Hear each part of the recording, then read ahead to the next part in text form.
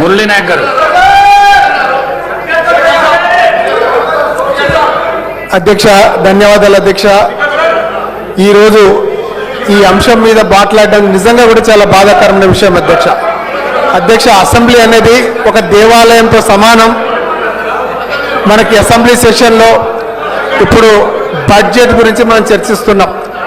ప్రజలు ఎంతో గంపర ఆశతోటి ఎదురు చూసుకుంటూ వాళ్ళకి ఏ ఏ హామీలు వాళ్ళు నెరవేరుస్తారు, వాళ్ళకి అన్ని పనులు జరుగుతాయా లేదా అని చెప్పేసి గంపర ఆశతోటి ప్రజలందరూ ఎదురు చూస్తున్నటువంటి బడ్జెట్ సమావేశాలని గత 2-3 రోజులుగా బీఆర్ఎస్ పార్టీ నాయకులు ఈ సభను సజావుగా జరగకుండా వాళ్ళు చేస్తున్నటువంటి పనిని దాదాపు 3.5 కోట్ల తెలంగాణ ప్రజలు చూస్తూ ఉన్నారు అధ్యక్ష.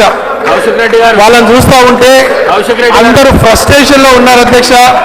గత 10 సంవత్సరాలుగా దోచుకొని ధరణిని అడ్డు పెట్టుకొని వారు ఎంతో సంపాదించుకున్నారు అధ్యక్ష.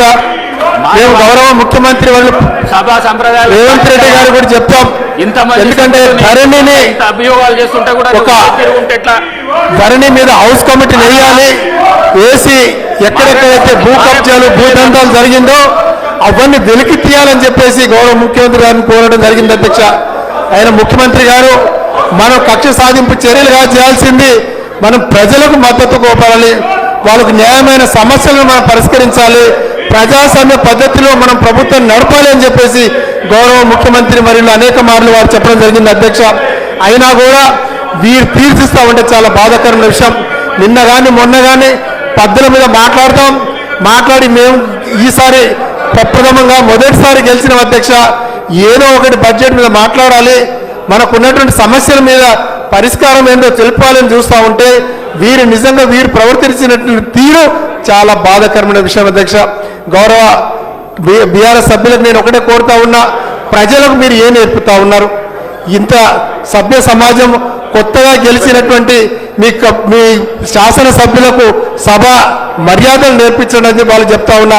గౌరవ కేసీఆర్ గారికి కేటీఆర్కి నేను ఒక్కడే విన్నవించుకుంటున్నా, కౌశిక్ రెడ్డి లాంటి సభ్యులను మీరు గెలిపించుకొని వారి ప్రవర్తన వల్ల మొత్తం బీఆర్ఎస్ పనునే మునుగుతుందని చెప్పేసి మీకు అందరికీ తెలియజేస్తున్నారు అధ్యక్ష. ఇలాంటి సభ సంపదలు సభా సంస్కారం లేనటువంటి ఇటువంటి శాసనసభ్యులను మన సభ నుంచి వాళ్ళను బహిష్కరించి వాళ్ళను శాశ్వతంగా సస్పెండ్ చేయాలని చెప్పేసి నేను కోరుతూ ఈ అవకాశం ఇచ్చినటువంటి మీకు అందరికీ ధన్యవాదాలు అధ్యక్ష.